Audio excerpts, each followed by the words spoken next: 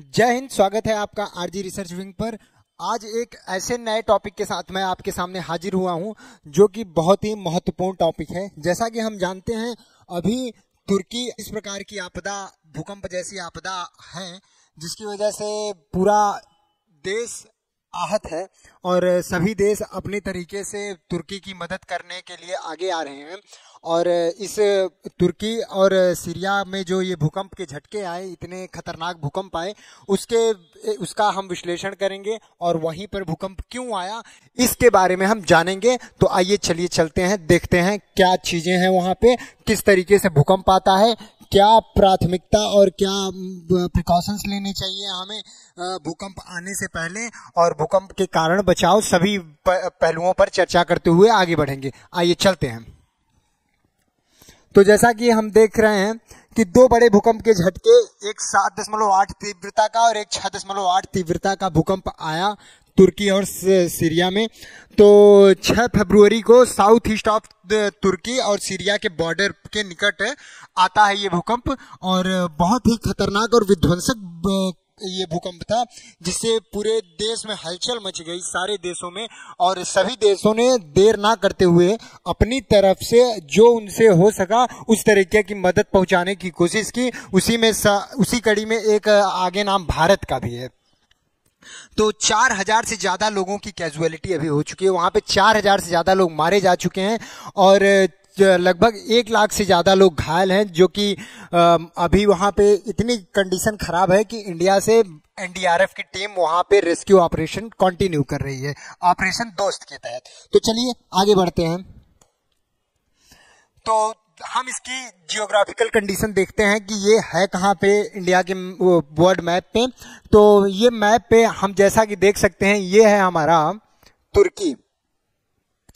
हालांकि अब इसका नाम तुर्की हो गया है, तो आप इसे तुर्की ही समझिएगा क्योंकि अब इसका नाम चेंज हो गया है। तो ये है तुर्की और ये है सीरिया। इसी तुर्की और सीरिया के बॉर्डर के पास यही था इसका ईपी सेंटर और यहीं पे भूकंप आया, इसीलिए सीरिया भी प्रभावित हुआ और तुर्की तो प्रभावित हुआ ही बहुत बुरी तरीके से। तो ये है इसकी जियोग्राफिकल कंडीशन, आप यहां से देख सकते हैं कि ये है तुर्की, ये है तुर्की, ये जो आप देख रहे हैं ये तुर्की है और ये है सीरिया। तो यही बॉर्डर पर एकदम भूकंप का ईपी सेंटर था और इसी वजह से सीरिया और तुर्की दोनों प्रभावित हुए। अब ये क्यों प्रभावित हुए तो देखते हैं। प्लेट विवर्तनिक की गति के कारण, यानी कि टेक्टोनिक प्लेट्स के मोशन के कारण ये भूकंप आया। और उसके बाद मोशन कैसा था? Upside motion of the Arabian plate, Anatolian plate and African plate. तो ये जो प्लेट्स हैं इनका मोशन हो रहा है ऊपर की ओर, जो कि ये एक अरेबियन प्लेट जो है ये माइनर प्लेट है, यानी कि सूक्ष्म प्लेट, और 15 से 20 मिलीमीटर पर ईयर ये ऊपर की ओर शिफ्ट हो रही है। नॉर्थ ईस्ट हेमिस्फीयर में ये स्थित है और 15 से 20 मिलीमीटर पर ईयर ऊपर की ओर शिफ्ट हो रही है। तो आप देख सकते हैं ये जो प्लेट है, ये जो प्लेट है, इस प्लेट को अरेबियन प्लेट कहते हैं। ये अरेबियन प्लेट है, ये अरेबियन प्लेट है और ये सोमालियन प्लेट है, और ये जो प्लेट है ये साउथ अफ्रीकन प्लेट है। ये साउथ अफ्रीकन प्लेट, ये साउथ अफ्रीकन प्लेट है, ये ऊपर की ओर शिफ्ट हो रही हैं। तो ये जो तुर्की है जो कि एनाटोलियन प्लेट पर स्थित है और साइप्रस, तो ये ऊपर की ओर मोशन होने की वजह से यहाँ पे भूकंप के झटके आए इतने, और एक बहुत बड़े आपदा का रूप ले लिया इस भूकंप ने। तो ये आपको ज्योग्राफिकल कंडीशन हो गई और ये अरेबियन प्लेट हो गई। और जो तीनों प्लेट है ना, तीनों प्लेट डिफरेंट हैं, यानी कि जो प्लेट के टाइप्स होते हैं, तो ये एक मेजर प्लेट है जो कि सबसे बड़ी प्लेट मानी जाती है, मेजर प्लेट्स में है, और ये माइनर प्लेट में से है, और ये माइक्रो प्लेट है। तो एनाटोलियन जो है वो माइक्रो प्लेट में आती है, ये एनाटोलियन जो है ये माइक्रो प्लेट है, और ये जो अरेबियन प्लेट है ये मेजर प्लेट है, और ये जो प्लेट है अफ्रीकन प्लेट, ये मेजर प्लेट है। ये माइक्रो प्लेट है, यानी कि सूक्ष्म प्लेटें हैं, और ये मेजर यानी कि सामान्य हैं, मतलब मीडियम साइज की हैं। और ये जो अफ्रीकन प्लेट है ये सबसे बड़ी प्लेट है, जो सबसे बड़ी 7 प्लेटें हैं मुख्य रूप से ना, उनमें से एक अफ्रीकन साउथ अफ्रीकन प्लेट भी है, वही प्लेट है। तो तीनों अलग अलग प्लेटें हैं, एक प्लेट नहीं है। तो अरेबियन प्लेट के बारे में हमने समझ लिया कि अरेबियन प्लेट कौन सी है, नॉर्थ ईस्ट हेमिस्फीयर में स्थित है। ये पूरी जियोग्राफिकल कंडीशन जो है नॉर्थ ईस्ट हेमिस्फीयर में। प्लेट विवर्तनीय सिद्धांत के बारे में अगर हम बात करें तो सबसे पहले हैरी हैश नामक जियोमॉर्फोलॉजिस्ट थे, उन्होंने दिया। और ये टूजो विल्सन ने सबसे पहले प्लेट शब्द का प्रयोग टूजो विल्सन ने किया था, सबसे पहले प्लेट शब्द का प्रयोग। और इसके बारे में सबसे पहले बताया था मैकेंजी पाल्कन ने। मैकेंजी पाल्कन ने सर्वप्रथम इसके बारे में बताया था, प्लेट के बारे में। और सिद्धांत दिया था हैरी हैश ने। इस शब्द का सबसे पहले प्रयोग किया था टूजो विल्सन ने। तो ये सारी चीजें आप याद रखेंगे, ये बहुत इंपॉर्टेंट टॉपिक हैं जो कि क्वेश्चंस यहां से पुटअप कर लिए जाते हैं। तो मूव करते हैं आगे। अब देखिए भूकंप आता कैसे है और इसका मूल सिद्धांत क्या है। तो देखिए जो भूकंप होता है वो ये जो क्रस्ट होता है, सबसे पहले हम डिफिनेशन में समझ लेते हैं। तो डिफिनेशन क्या है, भूपर्पटी का कांप जाना। भूपर्पटी अर्थात क्रस्ट का कांप जाना भूकंप कहलाता है, उसे हम अर्थक्वेक कहते हैं। तो क्रस्ट का जो मूवमेंट हो जाता है एक दूसरे में, तो ये क्रस्ट का जो मूवमेंट होता है इसी को हम अर्थक्वेक कहते हैं, और हिंदी में इसे भूकंप कहते हैं। तो जहां से भूकंप प्रारंभ होता है, मतलब पृथ्वी के अंदर से जहां से प्रारंभ होता है, उसे फोकस कहते हैं, अर्थात मूल कहते हैं। ध्यान रखिएगा, इसमें बहुत कंफ्यूजन हो जाती है कि उसे ईपी सेंटर बहुत लोग बता देते हैं। तो यहां याद रखिएगा इसे मूल कहते हैं।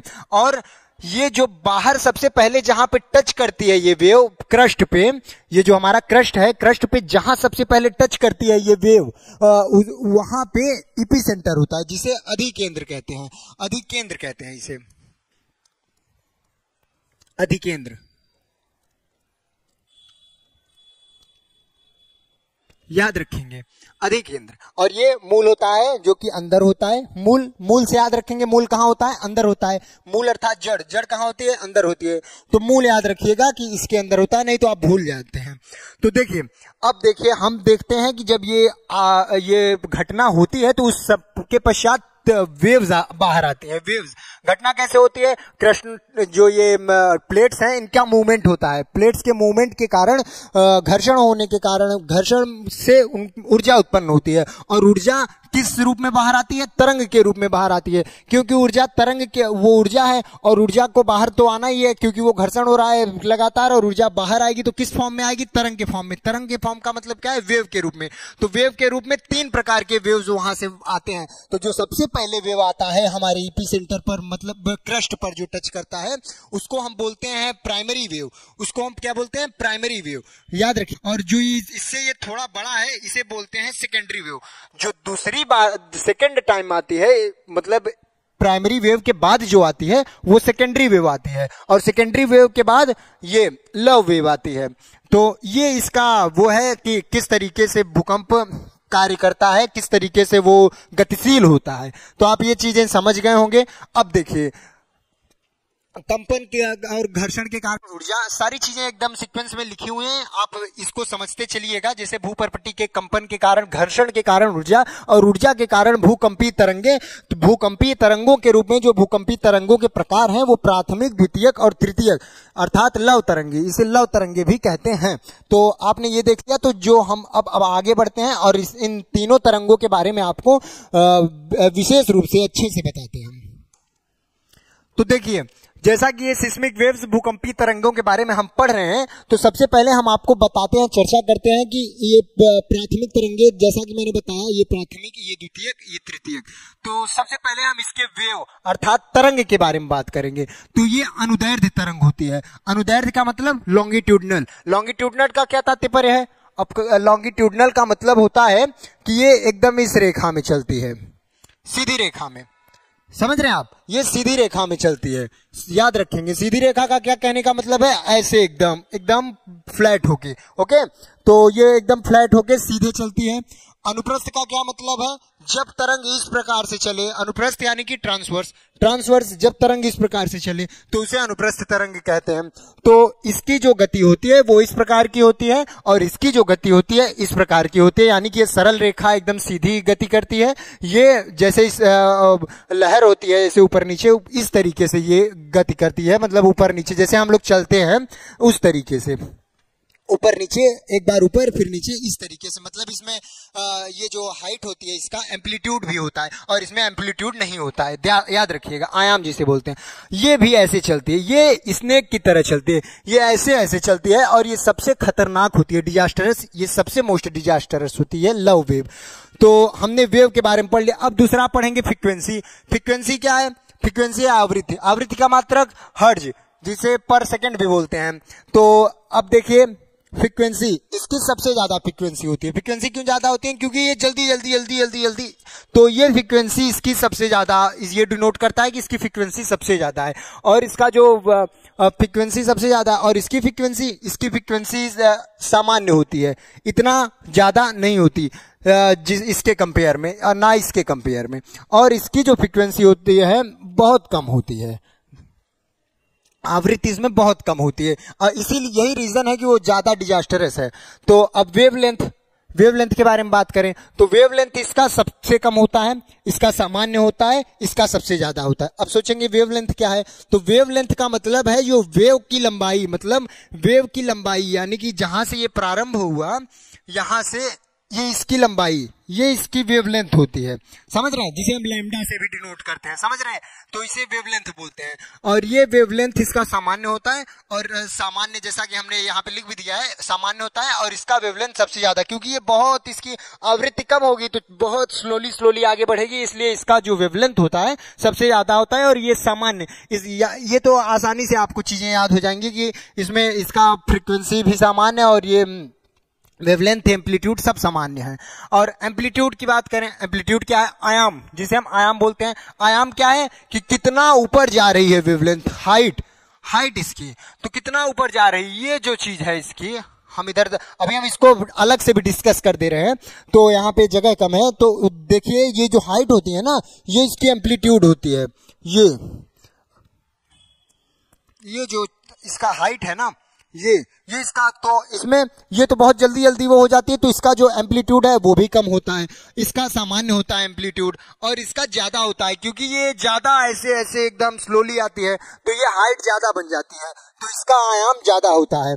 अब देखिए स्पीड की बात करें तो कौन कितनी स्पीड से चलती है? तो ये 6 किलोमीटर पर सेकेंड, इतनी तेजी से चलती हैं ये कि आपको टाइम नहीं मिलने का कि आप कहीं मतलब कोई प्रिकॉशंस ले सकें।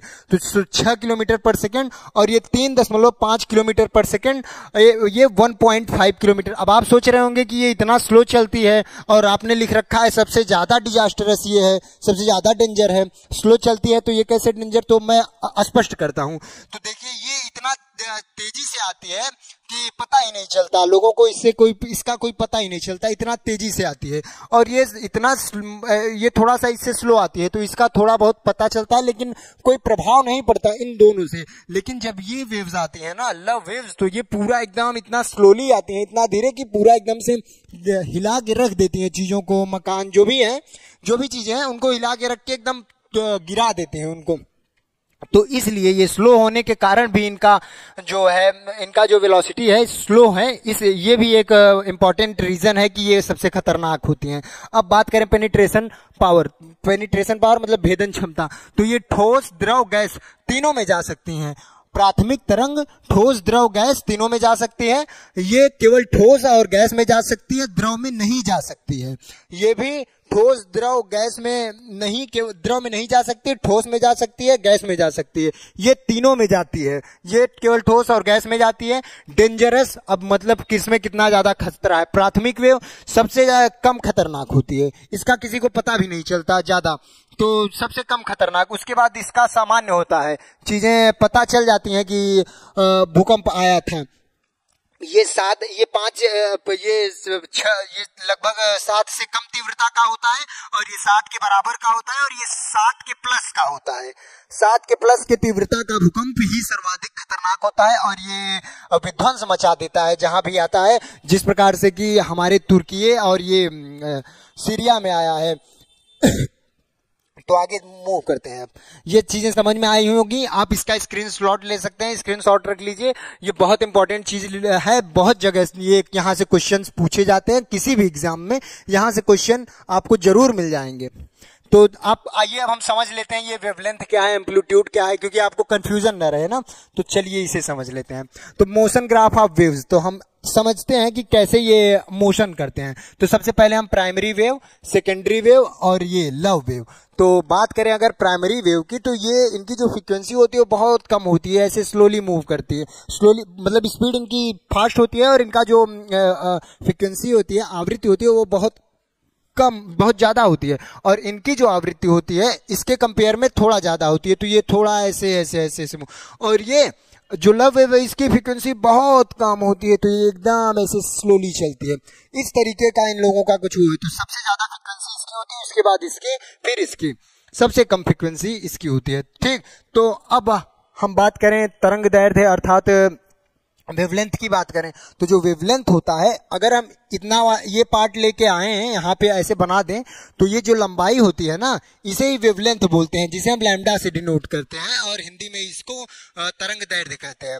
तो तरंग दैर्ध्य इसका, अगर ये छोटा छोटा बन रहा है आवृत्ति, तो इसका तरंग दैर्ध्य भी कम होगा, ऑब्वियस सी बात है। और ये अगर इसकी बात करें हम, तो इससे कंपेयर में ये थोड़ा बड़ा बन रहा है, तो इसका वेवलेंथ एवरेज रहता है, ना इससे ज्यादा होता है और ना इससे कम रहता है, मतलब मिडिल वाला है, तो ये मिडिल की तरह ही काम कर रहा है।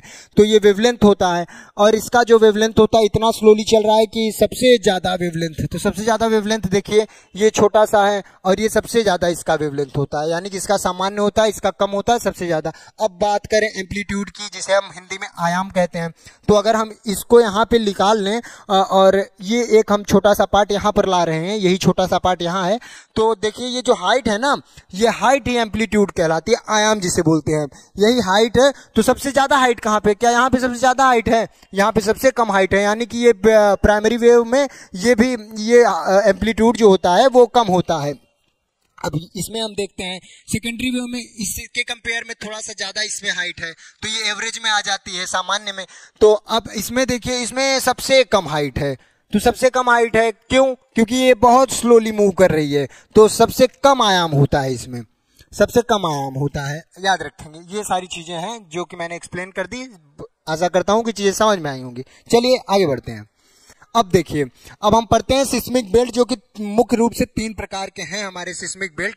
तो सर्वप्रथम हम देखते हैं ये जो मिड कॉन्टिनेंटल बेल्ट है, और ये पैसिफिक बेल्ट है, जिसे हम पैसिफिक बेल्ट, ये पैसिफिक बेल्ट है, ये मिड कॉन्टिनेंटल बेल्ट है, और ये अटलांटिक बेल्ट है। ये 3 प्रकार के मुख्य रूप से बेल्ट हैं, जो कि भूकंपीय जोन, जैसे यहाँ पे ये यहाँ से होकर जाता है, तो नेपाल उपाल में बहुत ज्यादा भूकंप अक्सर आते रहते हैं। ये पहाड़ी इलाका है, मतलब यहाँ पे फॉर्म हो गए हैं पहाड़, क्योंकि ये जो इंडिया है ना, इधर से शिफ्ट होके इधर गया था, तो इसीलिए तो हिमालय यहाँ पे बन गया था। तो ये सारी चीजें, ये एक अलग टॉपिक हो जाता है, फिर उसमें डिस्कस करने के लिए बहुत टाइम चाहिए, एकदम गहराई से जाने के लिए, फिर सारे बेल्ट के बारे में आपको बताना, और पूरे बेल्ट के साथ साथ फिर बेल्ट को भी डिवाइड करते हैं प्लेटों में, कितने प्लेट, जो फिर 7 प्रकार की प्लेटें बनती हैं, फिर 7 से फिर मेजर, माइनर और माइक्रो प्लेट बनती है। 7 मेजर होती हैं, फिर 14 माइक्रो होती है, 67 माइक्रो प्लेट्स होती है। तो ये सारी चीजें बहुत बड़ी हो जाती है। तो हम आगे बढ़ते हैं आगे के लिए, ये सारी चीजें ज्यादा इंपॉर्टेंट नहीं है। जब आप बहुत ही जैसे यूपी पीसीएस यूसीएस या यूपीएससी की एग्जाम की प्रिपरेशन करेंगे, तब के लिए इंपॉर्टेंट हो सकती है। तो देखिए, अब हम बात करते हैं कि इसको मापते कैसे हैं, अब इसका मेजरमेंट कैसे होता है, ये इंपॉर्टेंट है। तो हम देखते हैं इसका मेजरमेंट कैसा होता है। तो जो ये आप देख रहे हैं, इसको बोलते हैं सिस्मोमीटर, और ये जो लगा हुआ है इसे बोलते हैं सिस्मोमीटर।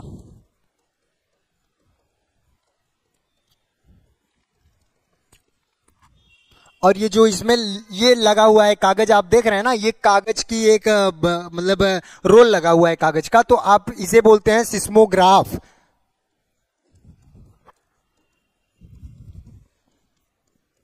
ये सिस्मोग्राफ होता है और ये एक प्रकार का चुंबक होता है ये, और ये जो आप देख रहे हैं ना, ये एक प्रकार का इसमें पिन लगाया जाता है और ये कॉन्टिन्यूसली ये जो हमारा सिस्मोग्राफ है ना, ये कंटिन्यू मूव करते रहता है। जब ये मूव करते रहता है और भूकंप आता है तो ये जो चुंबक के सहारे से ये पिन लगाया गया है ना, तो ये मूव करने लगता है, ऐसे ऐसे ऐसे ऐसे ऐसे ऐसे मूव करने लगता है। तो ये मूव करता है तो इसी ग्राफ पे ऐसे ऐसे ऐसे ऐसे इस तरीके से जितना तीव्रता का भूकंप उतना ज्यादा बड़ा ये बनता जाएगा। तो इस तरीके से ये नापता है भूकंप की तीव्रता। ठीक, चलिए आगे बढ़ते हैं। समझ में आ गया? अब देखिए हम कुछ क्या प्रिकॉशंस ले सकते हैं, क्या बचाव हो सकते हैं, क्या तरीके हो सकते हैं जिससे हम इसको पहले से ही पहचान लें कि भूकंप आने वाला है। तो हालांकि इसका कोई ऐसा उपाय नहीं है जिसे आप पहले से पता कर सकें। ये एक आकस्मिक घटना है, आकस्मिक तरीके से हो जाती है, लेकिन हाँ कुछ तरीके हैं जिन्हें हम देख कर या जिनको हम समझ के एक अच्छी तरीके से समझ के चीजों को समझ सकते हैं। तो चलिए देखते हैं पहला क्या है। तो सबसे पहला, हम जो आपके आसपास एनिमल्स होते हैं ना,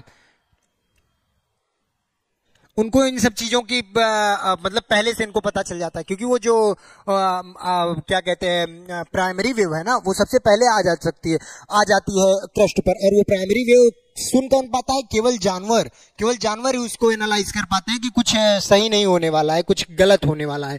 तो अगल बगल के जानवरों को देख के ऐसा किया जा सकता है। अगर आप कहीं ऐसी जगह बिल्डिंग के पास है, बड़ी बिल्डिंग के पास अगर ऐसा होता है कुछ, तो आप वहां से दूर हो जाइए तुरंत, बिना किसी देरी के। और दूसरा जो हो सकता है, अगर आप घर के अंदर हैं तो आप किसी ऐसे जगह को ढूंढिए जहाँ पे जो कोना टाइप का हो, जैसे मतलब कॉर्नर हो।